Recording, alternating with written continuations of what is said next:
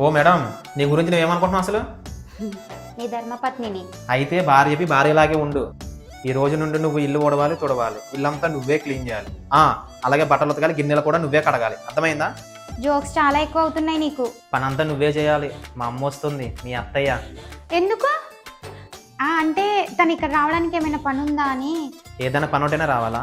ఇది తన కొడుకు ఇల్లు, ఎప్పుడైనా రావచ్చు. లే, పని స్టార్ట్ చేయి. ఏమైనా కావాలా నీకు? వద్దు. పక్కా? పక్క. ఇదిగో, నాకు వేడి వేడి టీ కావాలి, స్ట్రాంగ్గా ఉండాలి.